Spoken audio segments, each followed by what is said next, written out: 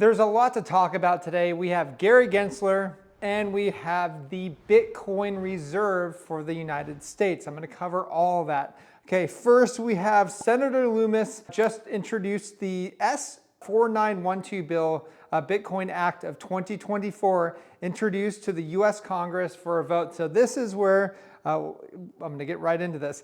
A purchase of no more than 200,000 Bitcoin per year over a 5-year period for a total acquisition of 1 million Bitcoin. Conduct purchases in a transparent and strategic manner to minimize market disruption.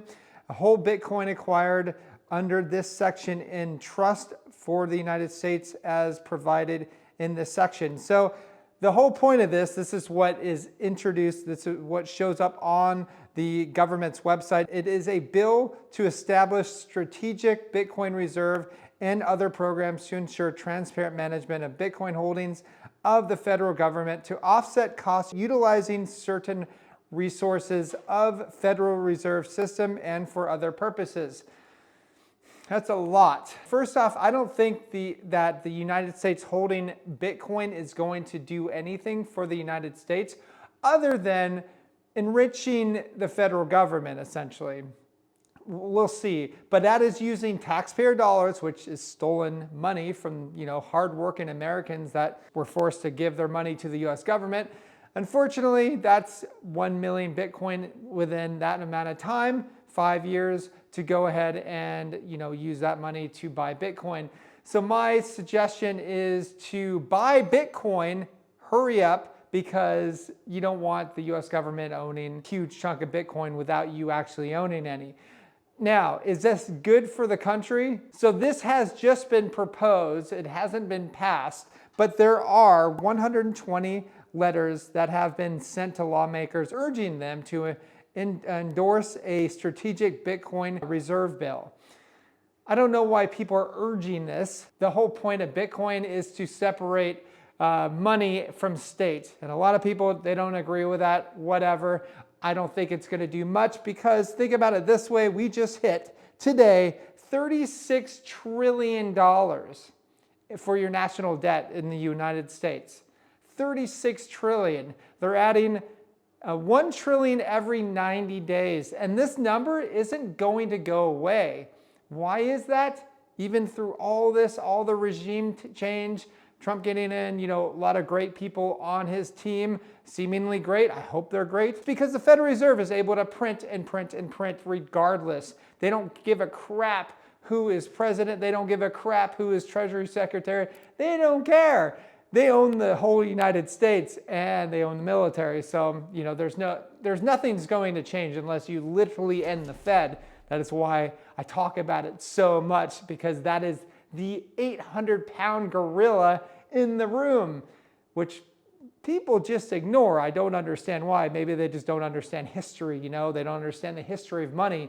Look, if you want to understand the history of money, there's a great book by Murray Rothbard, Mystery of Banking, and there's another great book for you. It's called The Creature from Jekyll Island by G. Edward Griffith.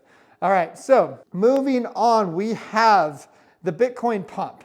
All right, so Bitcoin is pumped crazy, all right? And it's got me bullish. It's got me very bullish. We're finally out of that crazy 7-month phase. We are out of it, guys. I don't care what any bears are saying. We're done with that, okay? So now this is going to be the 5th wave of the cycle. Okay, so the Bitcoin pump is so crazy that Coinbase app rank has gone from 360 to 17 in just a week. This is off a tweet from Axel Bitblaze. BTC Google search results were back to Q1 2024 levels, and mainstream media has started covering Bitcoin, and they're inviting all their so-called experts on there. Some of the people, oh my gosh, can't believe they're inviting some of these guys on. Whereas, invite OGs, not like me, like freaking, Trace Mayer, like Andreas Antonopoulos, like Eric Voorhees, get that guy on there. These are the guys that deserve to be on these channels to teach people about Bitcoin. But part of me thinks they don't want people to understand truly about Bitcoin. That's why they have certain experts on there that don't teach anything. let me know if I'm just kind of just spouting on that, but if you've seen it, please let me know if you agree with me. Okay, so let's go over to Gary Gensler, the former head, or actually I think he's still the head, but he's resigning. He says, "I've been proud to serve with my colleagues at the SEC who, day in, day out, work to protect American families on the highways of finance." Yeah, so the guy obviously works for the Federal Reserve. He does exactly what they say. He does exactly what BlackRock says, because BlackRock is part owner of the Federal Reserve. Don't get that mistaken, all right? They really do own part of the Federal Reserve. Okay, so now what's going to happen? Well, 18 US states are suing the SEC for unconstitutional overreach and unfair prosecution of the crypto industry under Gary Gensler. This is according to Fox News.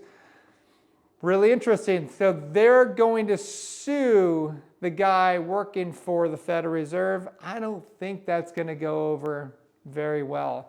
The Federal Reserve is the most powerful entity on the planet. They're the ones that print your currency. They're the ones that set your interest rate. In other words, they're the ones that own you. They're the big club that you ain't in, as George Carlin once said. And so, you know, what should you expect from this? Well, hopefully that there is a nice, friendly guy, and you know that's going to be taking Gary Gensler's place.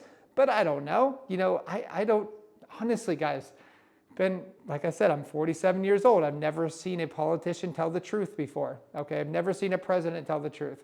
So let's see if this time is different. I really hope for your sake that this is true. But for me, I'm going to hold Bitcoin. I'm going to hold Monero. And to go back to what I said in prior videos, one of Trump's nominations for the SEC, new SEC chairman, is former Robinhood's, I think it's his CIO.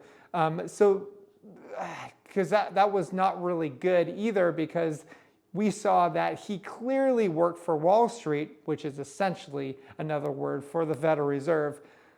Guys, I don't know. Your guess is as good as mine, but I'm just here to connect the dots, because I know a lot of YouTubers do not connect the dots between who these entities are. I love this stuff. I've been studying this stuff for over 20 years. And yeah, it's fascinating to see how these people got in position, how they hold their position, and what their future is. And the future that I see happening, I don't see how they're going to stop central bank digital currencies, but I do have a lot of friends saying, nope, this is it. We're not going to have central bank digital currencies now, especially with this new administration in there.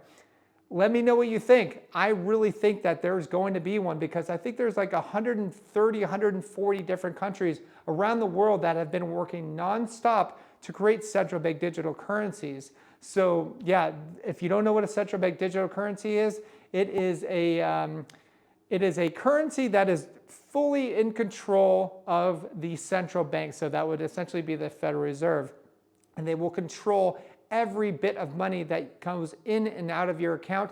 They'll make it in the guise of, oh, it's going to be very easy for us to transfer money. It's going to be very cheap, very efficient, but they're going to have a lot more control over your life. The Federal Reserve is going to have a lot more control over your life. No more cash. I kind of digress on this video, but I see this is what is going to be happening regardless of who is actually getting in. I don't see how they're going to end the Federal Reserve. And if you don't end the Federal Reserve, you still have that 800-pound gorilla in the room. So let me know what you think. Talk to you soon.